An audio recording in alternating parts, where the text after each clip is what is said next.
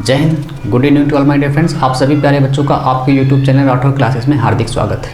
मेरे प्यारे दोस्तों, आज की इस क्लास में हम लोग विशिष्ट प्रतिरोध से रिलेटेड A to Z सारी जानकारियाँ जानेंगे, उससे रिलेटेड सवाल भी लगाने वाले हैं। बोर्ड पेपर में विशिष्ट प्रतिरोध से रिलेटेड कुछ भी अगर पूछा जाएगा तो इस वीडियो से वो बाहर नहीं होगा, सारी जानकारियाँ आपको इस वीडियो में मिलेंगी। तो चलिए स्टार्ट करते हैं आज की क्लास। उससे पहले मेरे प्यारे दोस्तों, आपको एक छोटी सी बात याद होनी चाहिए, धारा घनत्व की डिफिनीसन और उसका फार्मूला क्या है। तो चलिए जानते हैं पहले धारा घनत्व के बारे में, क्योंकि हम लोग इसको अभी बीच में यूज़ करेंगे तो उससे पहले ही हम लोग इसको जान लेते हैं।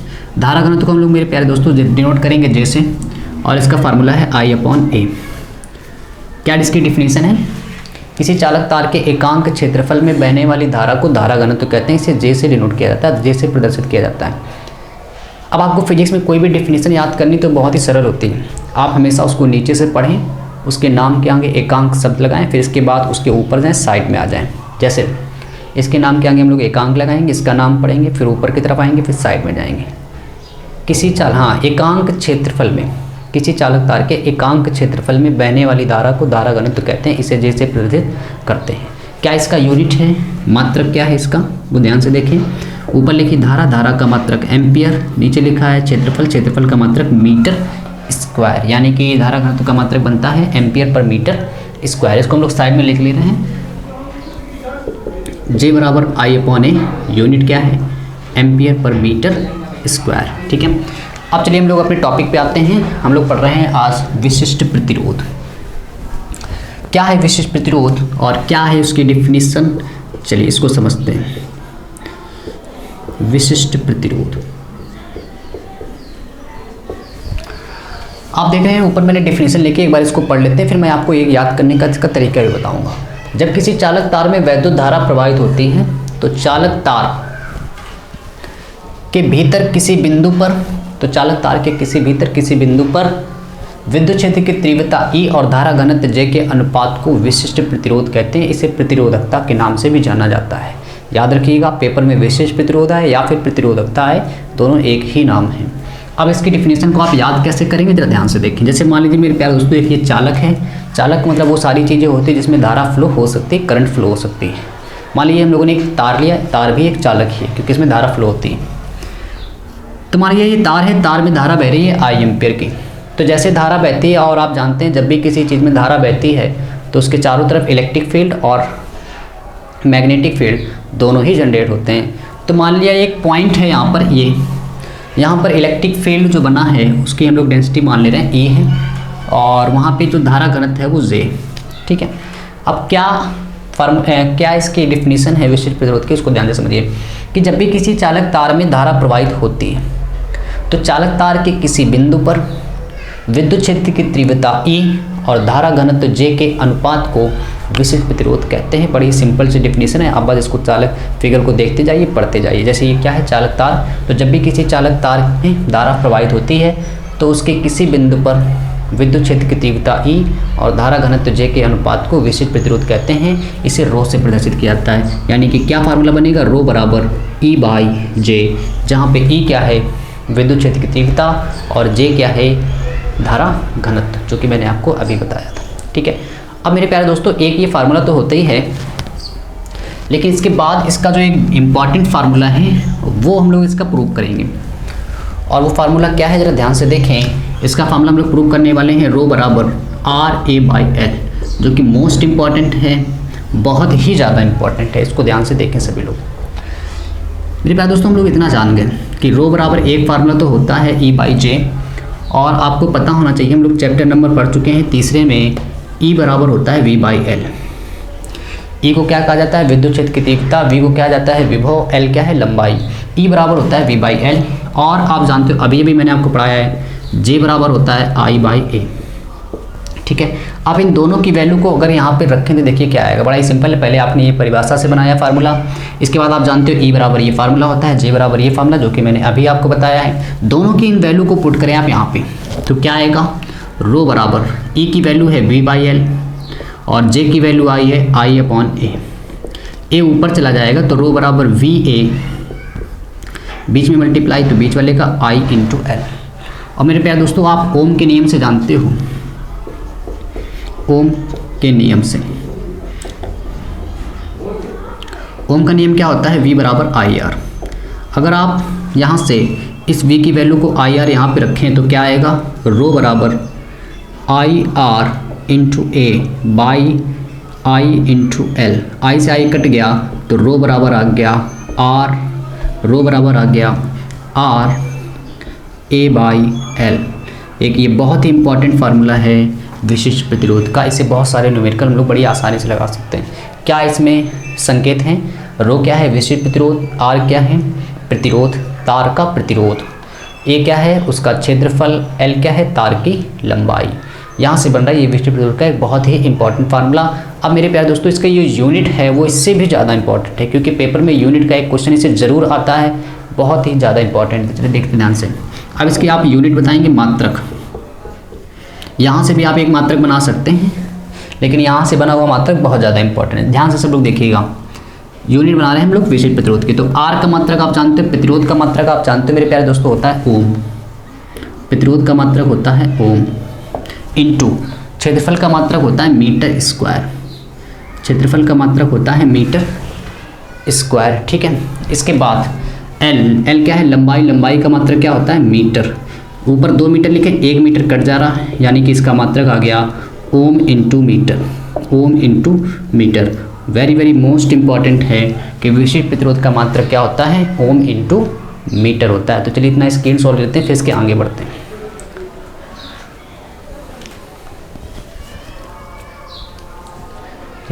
अब मेरे प्यारे दोस्तों एक इसका डेरिवेशन है जो न्यूमेरिकल लगाने के लिए बहुत ज़्यादा उपयोग है।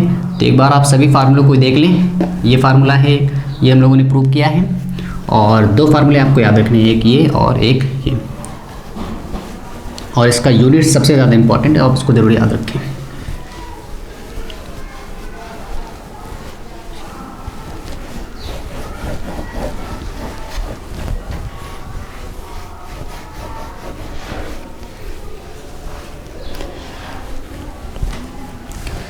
अब मेरे प्यारे दोस्तों एक इसका हम लोग डेरिवेशन करने वाले हैं कि जब किसी तार को खींचकर उसकी लंबाई को n गुना कर दिया जाता है तो विशिष्ट प्रतिरोध और उसके प्रतिरोध में क्या रिलेशन होता है, इसको हम लोग प्रूव करने वाले हैं।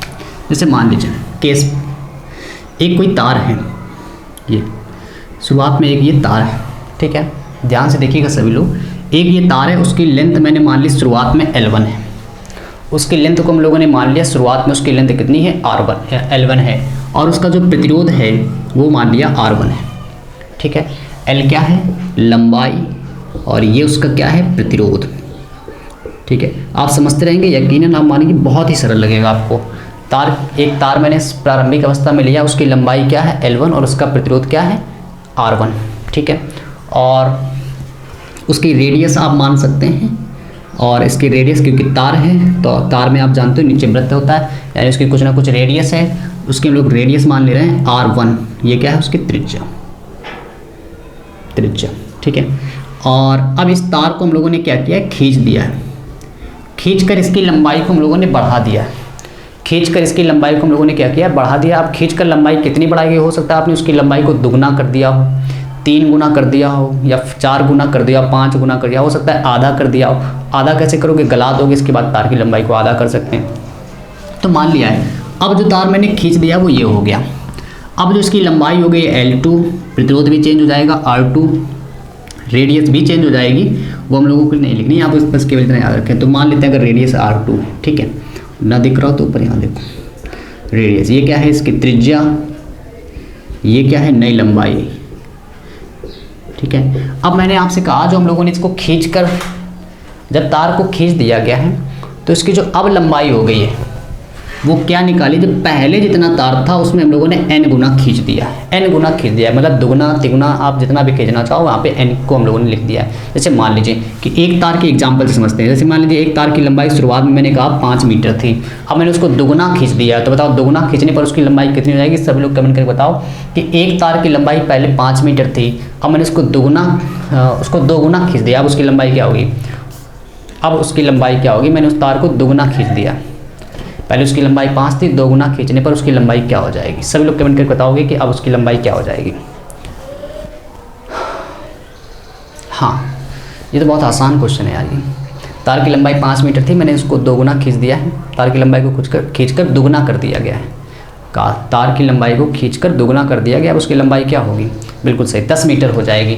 तो वही तो लिखा गया है, जैसे L1 कितना है तो 5, आप दोगुना खींचोगे तो 5 में 2 का गुणा कराओगे तो 10 आ जाएगा, तो वही तो लिखा है L2 बराबर, मतलब जितनी लंबाई थी जितना खींचा गया उसमें मल्टीप्लाई करा दो तो L2 की वैल्यू आ जाएगी।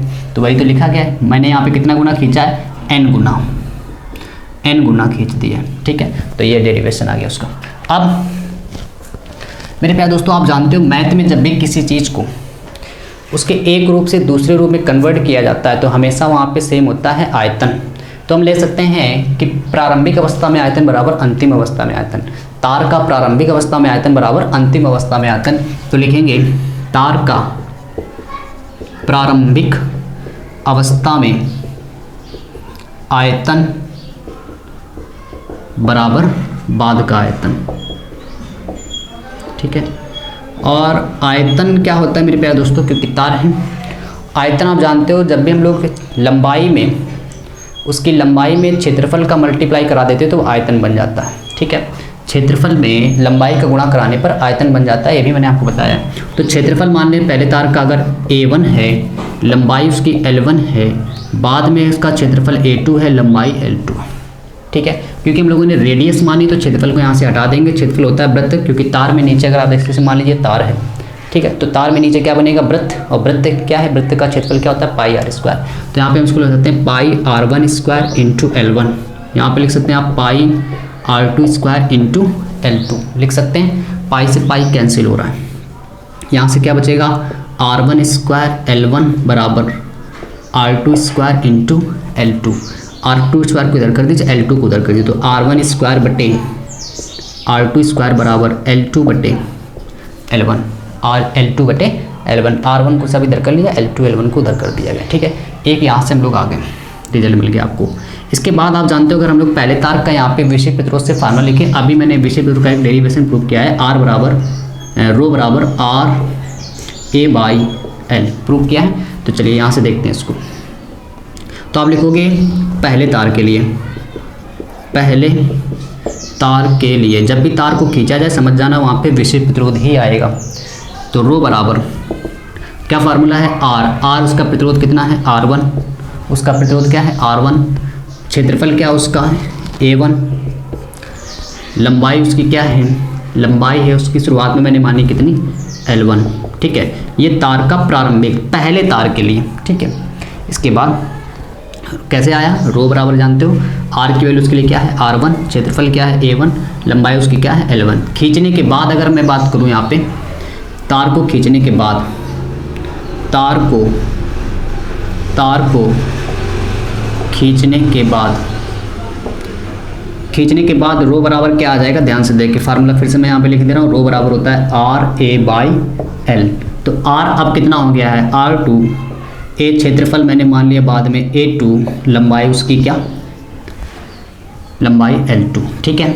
मेरे प्यारे दोस्तों हमेशा याद रखें जब भी आप एक तार को खींच रहे हैं तो तार तो वही था, जैसे मान लीजिए ये तार है, हमने इसको खींचकर दोगुना कर दिया है, ठीक है। तो तार तो वही है, जब भी तार सेम रहेगा तो हमेशा उनका विषय प्रतिरोध भी सेम ही रहता है। तो यहाँ पे देखिए मैंने रो 1 और रो 2 नहीं किया, आप दोनों इस रो की वैल्यू को यहाँ पे रखें, इसको आप मान लें इक्वेशन फर्स्ट और इसको मान लें इक्वेशन सेकेंड। तो आप कहोगे इक्वेशन फर्स्ट व सेकेंड से इस रो की वैल्यू को यहाँ पे रखें तो क्या आएगा, R1 A1 L1 बराबर R2 A2/L2, ठीक है। तो यहाँ से आप सारी चीज़ों को उधर करें, बस R2 की वैल्यू निकाल लें। तो R2 की वैल्यू निकालोगे तो ये इधर आएगा, तो R1 A1 L2 बटे L1 नीचे लिखा है, ये आ जाएगा A2 बराबर R2, ठीक है। यहाँ से हम लोग क्या करेंगे, A1 बटे A2 की अगर वैल्यू मेरे प्यारे दोस्तों अगर हम लोग इतना ना करते हैं यहाँ पे, चलिए शॉर्ट हो जाएगा काफ़ी, चलिए यहाँ से इसको थोड़ा मिटा देते हैं। यहाँ से अगर हम A1 बटे A2 की वैल्यू यहाँ से निकालें तो A2 नीचे आएगा, तो A1 बटे A2 बराबर शॉर्ट में हो गया है L2 बटे L1, ठीक है। इतनी वैल्यू आपको सॉल्व करने की कोई ज़रूरत नहीं थी, सॉल्व भी कर सकते हैं। A1 बटे A2 की वैल्यू आप जानते हो L2 बटे L1, अगर इसको हम लोग शॉर्ट में लिखें यहाँ से R2 बराबर क्या आएगा, A1 बटे A2 L2 बटे L1 इंटू R1, और A1 बटे A2 की वैल्यू आप देख रहे हो L2 बटे L1 लिखिए।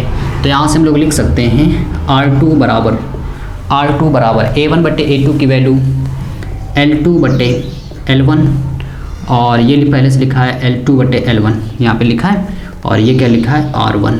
ठीक है, दिख रहा है सबको? हाँ, ध्यान से देखें, A1/A2 की वैल्यू L2/L1 है, कहाँ से आई थी? यहाँ से हम लोगों ने एक डेरिवेशन पहले से कर लिया था, और ये यहाँ से L2/L1 पहले से लिखा है R1। यहाँ पे मेरे प्यारे दोस्तों देखो इसका मल्टीप्लाई हो रहा है, तो R2 बराबर लिख सकते हो आप L2/L1 का होल स्क्वायर इंटू R1। एक ए बी फार्मूला, इसको याद रखिएगा, एक ये फार्मूला है, इसको भी आप याद रखिएगा। इसके बाद चलिए इतना स्क्रीन शॉट ले लो, फिर आगे बढ़े इसमें।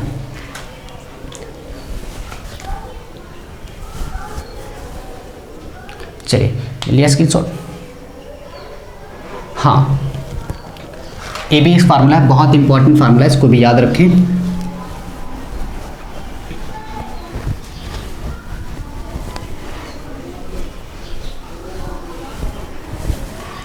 अब क्योंकि मैंने अभी बताया था कि L2 की जो वैल्यू है वो पहले उसको खींचकर n1 गुना कर दिया, n गुना कर दिया गया, तो यहाँ पे L2 की जगह हम लोग ये लिख सकते हैं। तो R2 बराबर L2 की जगह लिखोगे तो n L1/L1, ऊपर लिखा है whole square into R1, L1 से L1 कट गया, R2 बराबर n² R1, R2 बराबर n² R1। मेरे प्यारे दोस्तों, ये जो फार्मूला बना है बहुत ही ज़्यादा इंपॉर्टेंट है। अगर जिन बच्चों को ये प्रूविंग थोड़ा सा कठिन लगे तो आप केवल क्या करिएगा, इस रिजल्ट को और इस रिजल्ट को याद कर लो, केवल इस रिजल्ट और इस रिजल्ट को याद कर लो, क्योंकि पेपर में इसका डेरिवेशन ना के बराबर आया है। लेकिन जो उसके न्यूमेरिकल हैं वो कैसे लगाया जाता है, तो आपको ये डेरिवेशन मैंने इसलिए बताया ताकि आप इसको याद रखें कि ये फार्मूला कैसे आया है। ठीक है, तो ये जो फार्मूला बनना है बहुत इंपॉर्टेंट है, और वो वाला फार्मूला बहुत इंपॉर्टेंट जो यहाँ पे आप देख रहे हैं बॉक्स में लिखा है। ठीक है, इन दोनों को मैं यहाँ पे लिख दे रहा हूँ। एक ये फार्मूला आ गया है R2 बराबर n² R1, और R2 बराबर L2/L1 का होल स्क्वायर इंटू R1। ठीक है, अब हम लोग इसके लगाने वाले हैं सवाल। तो चलिए इसके हम लोग सवाल स्टार्ट करते हैं। एक बार संकेतों के अर्थ को भी ध्यान से पढ़ लें। ये R1 क्या है? जब तार को खींचा नहीं गया था तब का ये प्रतिरोध है। इसके बाद तार को जब खींच दिया गया है तो जो नया प्रतिरोध है वो ये है। और n क्या है कि कितने गुना खींचा गया, दुगुना तिगुना। जब भी आपसे सवाल में कहें कि मैंने उसको तार को दुगुना खींचा तो n की जगह आप क्या रखना, 2 रख देना। तिगुना खींचा गया मतलब n की जगह क्या रख देना, 3 रख देना, है ना। आधी लंबाई कर दी तो n की जगह क्या रख देना, 1/2 रख देना। इतना आपको याद रखना है। इसके बाद मेरे प्यारे दोस्तों देखिए पहला सवाल क्या लिखा कि एक तार का प्रतिरोध 5 ओम है, उसे खींचकर उसकी लंबाई 2 गुनी कर दी जाए तो नया प्रतिरोध क्या होगा। अगर आप इसको माइंड में फिगर से अगर स्ट्रेटेजी बनाएं इसकी, तो करें एक तार है, शुरुआत में एक तार लिया गया, करें उसका प्रतिरोध 5 दिया गया। सब लोग बताओगे ये R1 की वैल्यू है या फिर R2 की वैल्यू, कि एक तार का प्रतिरोध 5 ओम है, ये R1 की वैल्यू है या फिर R2 की वैल्यू है। R1 की वैल्यू है या फिर R2 की वैल्यू, सभी लोग कमेंट करके बताओ।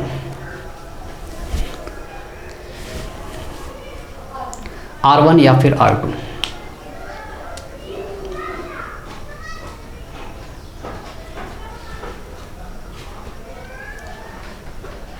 ठीक, तो ये आप जान गए पहले तार के ना, तो R1 की वैल्यू है, R1 की वैल्यू कितनी, 5। इसके बाद करें उसको खींच दिया गया, उसको खींच दिया गया तो उसकी लंबाई कितनी कर दी गई, दुगनी कर दी गई। मतलब n की वैल्यू आपको 2 दी जाए, जितनी गुना खींचा जाए वो समझ जाओ n की वैल्यू है। तो क्या न्यूमेरिकल है देखिए ध्यान से, पहला स्क्रीन शॉट पे उसका, हाँ लोगे तो ले लो, इसको भी ले लो, रख लो अच्छे से।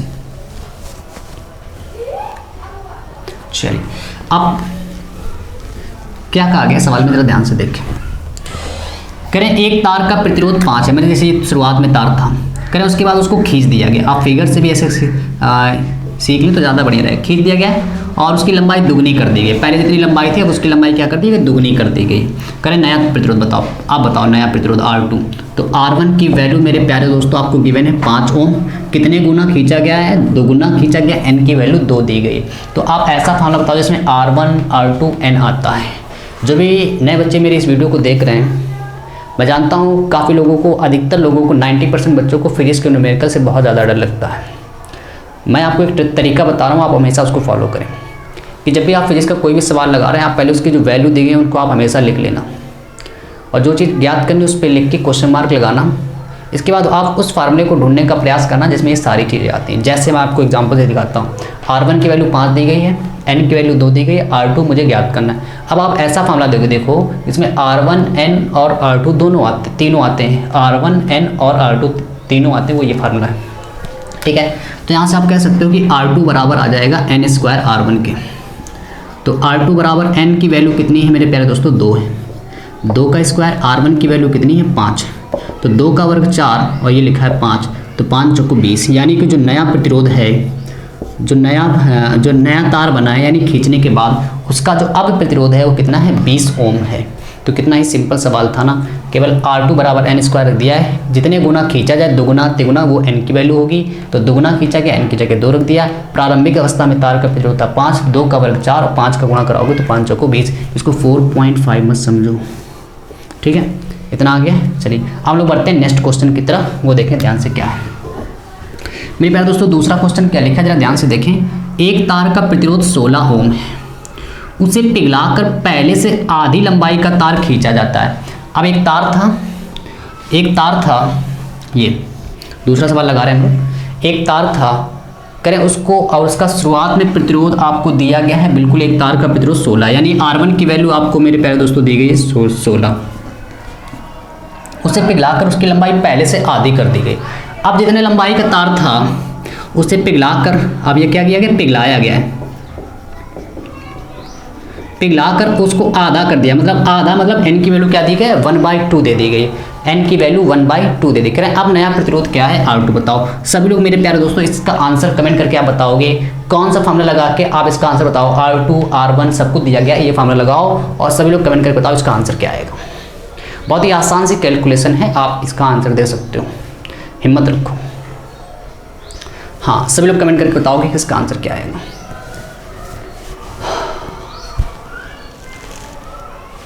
हाँ बहुत बढ़िया,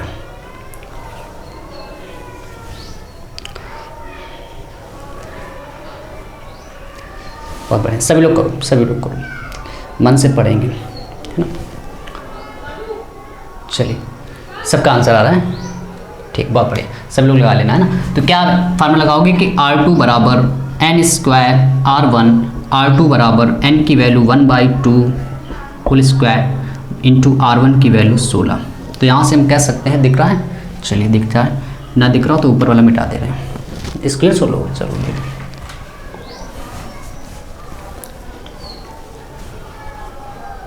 चलिए ध्यान से देखिए। इसके बाद यहाँ से आपने फार्मूला लगाया, N की वैल्यू 1/2 है, क्यों, क्योंकि आधा किया गया है। तो यहाँ से हम कह सकते हैं R2 बराबर 1 का वर्ग 1, 2 का वर्ग 4 इंटू 16 4 से इसको कैंसिल करोगे तो R2 बराबर अब कितना आ जाएगा, 4 ओम का प्रतिरोध बन गया है, ठीक है। ये हमारा हो गया आंसर। अब इसके बाद तीसरा सवाल क्या कहा जा रहा है, इसको भी ध्यान से देखें। किसी धातु के 20 सेंटीमीटर लंबे तार को खींचकर उसकी लंबाई 25% बढ़ा दी जाती है। अब यहाँ पे देखिए क्वेश्चन थोड़ा सा चेंज किया उसने, कह रहे हैं किसी धातु के 20 सेंटीमीटर लंबा एक तार था। तो यहाँ पे ये 20 सेंटीमीटर लंबे तार की बात की गई, यानी पहले जो तार था प्रारंभिक अवस्था में जब तार को खींचा नहीं गया ना ही पिघलाया गया है। तो कह रहे हैं किसी धातु के 20 सेंटीमीटर लंबे तार, यानी कि इसमें तार की लंबाई आपको दी गई है, तार की लंबाई आपको दी गई है, L1 का मान दिया है। तो आप समझ रहे होंगे इस बार कौन सा फार्मूला लगने वाला है, क्योंकि L लंबाई दी जा रही है। अब आपको ऐसा फार्मूला ढूंढना होगा जिसमें लंबाई है। करें किसी धातु के 20 सेंटीमीटर लंबे तार, L1 का मान दिया है, 20 सेंटीमीटर लंबे तार को पिघलाकर खींचकर इसकी लंबाई 25% बढ़ा दी जाती है। करें जितनी भी लंबाई थी खींच दिया गया, अब उसकी लंबाई 25% बढ़ा दी गई है। तो सबसे पहले आपको यही समझना चाहिए 25% जब बढ़ाया जाएगा तो अब तार की लंबाई कितनी हो जाएगी। पहले तार की लंबाई कितनी है, 20 सेंटीमीटर है, अब इसको 25% बढ़ाना है। तो 25% बढ़ाओगे तो नई लंबाई क्या लिखोगे, जरा ध्यान से देखो। नई लंबाई क्या आएगी, पहले तो 20 का 25% निकालो कि 20 का 25% होता कितना है, कितना आखिर तार को बढ़ाया गया है। तो 20 में ही तार की लंबाई में तो 25% की बढ़ोतरी हुई, तो 25% को हटाओगे आप जानते हो 100 आता है, 25 चौको 100 और 4 पंचे 20, यानी जो तार की लंबाई बढ़ाई गई वो 5 और मीटर था, सेंटीमीटर है, सेंटीमीटर, 5 सेंटीमीटर तार की लंबाई को बढ़ा दिया गया है। तो सभी लोग बताएं, अगर प्रारंभिक अवस्था में तार की लंबाई 20 सेंटीमीटर थी, 25% तार की लंबाई बढ़ाने पर यानी कि उसका टोटल 5% बढ़ाया गया है, तो सभी लोग बताओ अब तार कितना लंबा हो गया, अब तार की लंबाई क्या है। सभी लोग कमेंट करके बताएंगे कि अब तार की नई लंबाई क्या है। सभी लोग कमेंट करके बताएंगे कि अब तार की नई लंबाई क्या है। पहले 20 था, 25% का मतलब 5 सेंटीमीटर तार बढ़ा दिया गया। हाँ, बहुत बढ़िया। अब जो नए तार की लंबाई है मेरे प्यारे दोस्तों, वो 20 तो पहले थी, अब 5 और बढ़ गई, यानी कि अब जो तार की लंबाई है वो 25 सेंटीमीटर यानी L2 की वैल्यू आपको दी गई है। ठीक है, यहाँ तक आ गए आप। अब आपको कहा गया है क्या, तो नए तार के, नया तो तार बना है, नए तार के प्रतिरोध में प्रतिशत वृद्धि, बहुत बढ़िया सवाल कर दिया। कर प्रतिशत वृद्धि बताओ कितनी है, प्रतिरोध में प्रतिशत वृद्धि कितनी है। तो आप जानते हो ऐसा फार्मूला बताओ जिसमें L और R दोनों, L1 और L2 दोनों आते हैं। अभी मैंने आपको बताया था कि R2 बराबर है L2 बटे L1 का whole of square into R1। तो ये वाला फार्मूला लगेगा क्योंकि L1 और L2 इसी में आ रहे हैं। तो यहाँ से हम कह सकते हैं R2 बराबर L2 बटे L1 का whole of square into R1। L2 की वैल्यू मेरे प्यारे दोस्तों दी गई है 25, L1 की वैल्यू है 20 का whole of square into R1। और इसको आप कैंसिल कर लें तो 5 से कैंसिल होता है, 5 25, 5 चौको 20। ठीक है, तो यहाँ से आप कह सकते हो R2 बराबर 5 का वर्ग मेरे प्यारे दोस्तों 25, 4 का वर्ग 16 R1। लेकिन ध्यान से देखिए सवाल में आपको आखिर निकालना क्या है। यहाँ से पढ़िए, मेरे साथ पढ़िए, तो नए तार के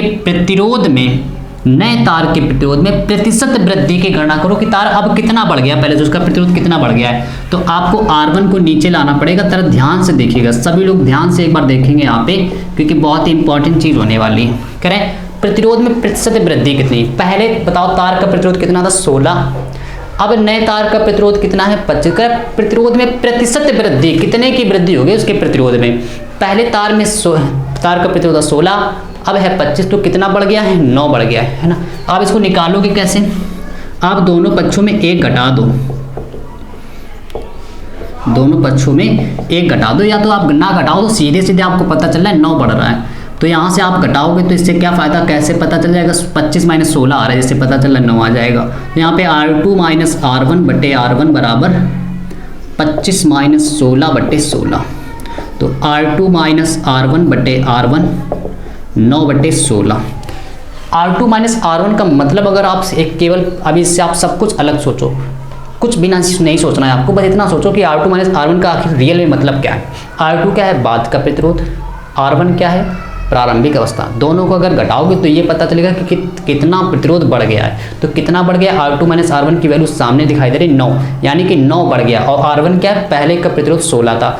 अब खींचने के पहले कितना हो गया, खींचने के बाद कितना हुआ था 25, खींचने के पहले कितना था 16, मैंने कहा कितना बढ़ गया, तो 9 तो बढ़ गया है ना। अगर आपको ये लाइन कठिन लगे तो सीधे लिख सकते हो घटाने पर कि R2 में R1 घटा देंगे तो इस तरह लिख देंगे। लेकिन उसने कहा आंसर दो प्रतिशत में आंसर दो। प्रतिशत कैसे लिखोगे, आप नीचे यहाँ पे क्या करो, 100 का गुणा कर दो, 100 का गुणा कर दो, प्रतिशत लगा दो, आंसर आ जाएगा प्रतिशत में। 4 से काट दो इसको, 25 चौको 100, 4 चौको 16 है ना।